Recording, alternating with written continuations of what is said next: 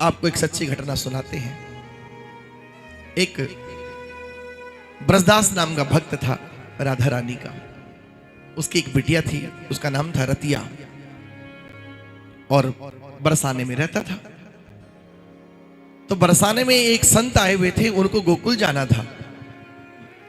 तो उन्होंने ब्रजदास से कहा, ब्रजदास कल सुबह हम गोकुल जाना चाहते हैं, क्या तुम हमारा सामान लेकर के हमें छोड़ सकते हो?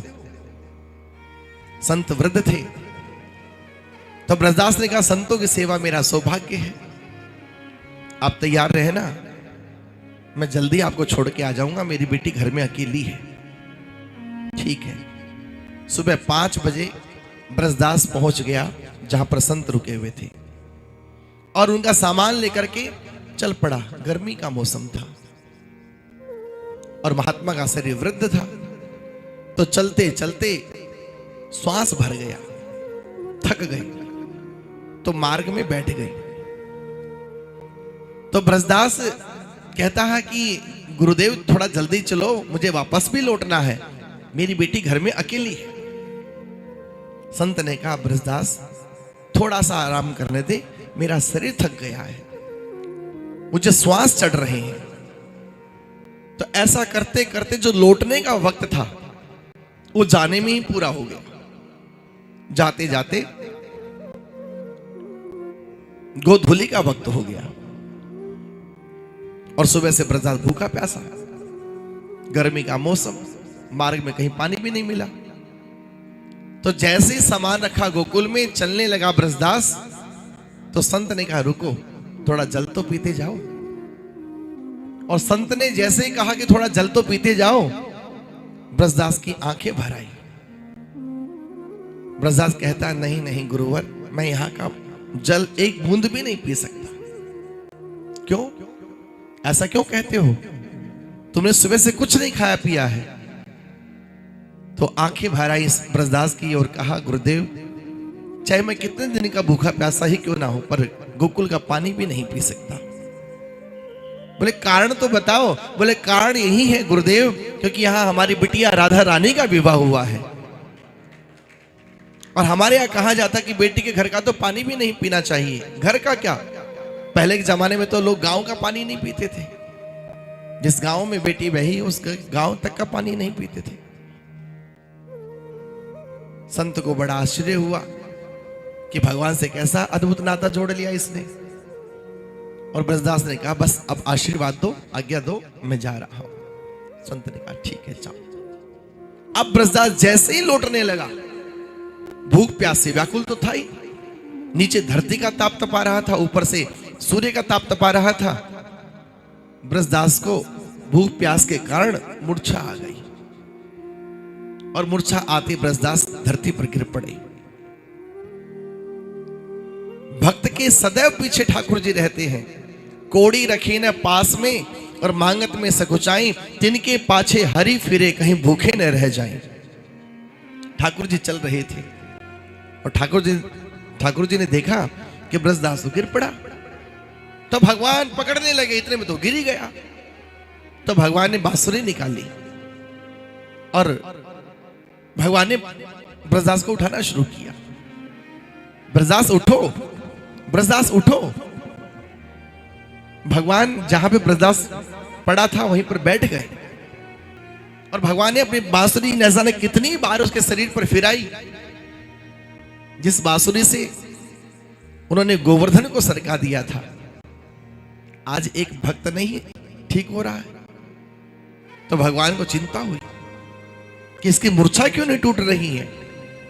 मैं बोलूं तो पत्थर तक बोल जाए, और ये मनुष्य, ये संतों की सेवा करने वाला ये भक्त, ये उठ नहीं रहा, बोल नहीं रहा है।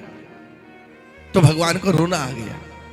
लिखा है, बुला बुला कर थक गए, बोलत नहीं कछु बैन, भक्त बछल भगवान के,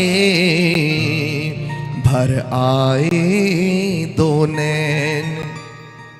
भगवान रोने लगे, ये उठ क्यों नहीं रहा? अरे ब्रजदास उठ जाओ, तुम्हारी बेटी वहां अकेली है। भगवान खड़े सोच रहे, क्यों नहीं उठ रहा? विचार करने लगे, क्या मेरे में कोई सामर्थ्य नहीं रही?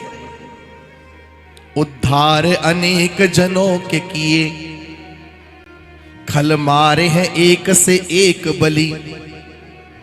उद्धार अनेक जनों के किए, खल मारे हैं एक से एक बलि। गजगीध अजामिल ओ द्रौपदी, लख दीन सभी की विपदा टली। अब याही भगत से पालो पढ़ो रे, जाही पे चतुराई ना एक चली। क्या बात, ओहो समझ आया, इसका प्रेम मुझसे नहीं है, इसका प्रेम तो राधा रानी से है। अब तो राधा आए तो उसके प्राण बचे, अब या के प्राण अब देव बचे। यदि आवे यहां वृषभानु लली। उद्धार अनेक जनों के किए, खल मारे हैं एक से एक बलि। गजगीध अजामिल ओ द्रौपदी, लख दीन सभी की विपदा टली। अब याही भगत से पालो पढ़ो रे, जाहि पे चतुराई ना एक चली। या के प्राण अब देव बचे, यदि आवे यहां वृषभानु लली। भगवान भागे भागे गए और राधा रानी तो झूला झूल रही। और भगवान ने झूला पड़ा, बोले राधे उठो। बोले क्या बात? बोले तुम यहां झूला झूल रही हो, तुम्हारा बाप मूर्छित पड़ा है। राधा रानी का मेरे पिता वृषभानु? अरे नहीं राधे, एक और तुम्हारा पिता है जो तुम्हें अपनी बेटी मानता है, ब्रजदास उसका नाम है, और वो बरसाने में रहता है। और यदि तुम नहीं गई तो वो प्राण त्याग देगा। तो भूख प्यास से व्याकुल होकर मूर्छित पड़ा है। कैसे प्रभु मैं समझी नहीं। अरे तुम भोजन तैयार करो, मैं तुम्हें कहानी सुनाता हूं, उसकी जीवनी सुनाता हूं, क्या हुआ उसके साथ। अब राधा रानी को क्या लगता, चुटकी बजाई, प्रसाद तैयार, और राधा रानी चलने लगी ठाकुर जी के साथ। आगे आगे ठाकुर जी, पीछे पीछे राधा रानी। तो जब पास आने लगा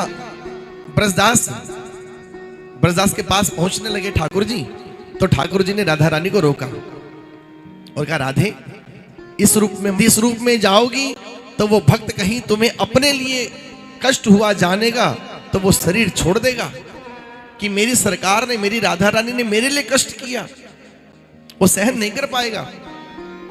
तुम ये रूप त्याग दो और तुम उसकी बेटी रतिया का रूप बनाओ।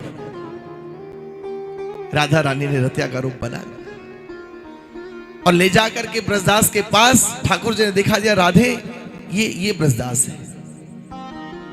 ठाकुर जी कहीं छुप के खड़े हो गए। राधा रानी पास आई और सिर के पास बैठी और बड़े प्रेम से बोला पिताजी। और जैसे पिताजी बोला, झट ब्रजदास उठ के बैठ गया।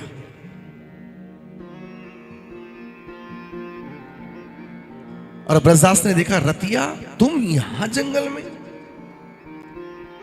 तुम यहां क्या करने आई हो? अरे पिताजी आप तो बोल के गए थे मैं जल्दी आ जाऊंगा, शाम हो गई आप आए नहीं, भूख प्यास मेरे को भी लगी थी और आप भी कुछ खा के नहीं गए थे, तो मैं आपके लिए भोजन लेके यहीं आ गई। आहा, अच्छा चलो भोजन कर लो। अब ब्रजदास भोजन करने लगा है और जैसे ही पहला ग्रास खाया, ब्रजदास ने कहा, रतिया आज तेरे हाथों में ऐसा लग रहा है जैसे अमृत आ गया हो।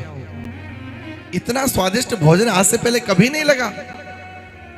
अब राधा रानी सावधान हो, कहीं मुझे पहचान न ले। तो राधा रानी का, पिताजी, पिता का बेटे से प्रेम होता है, आपका प्रेम ही ये सब कर रहा है, वरना मैं तो रोज बनाती हूं। अच्छा पिताजी आप आराम से पाओ, मैं घर जाती हूं, घर में मेहमान आए हैं। अच्छा ठीक है रतिया तुम चलो, मैं आता हूं।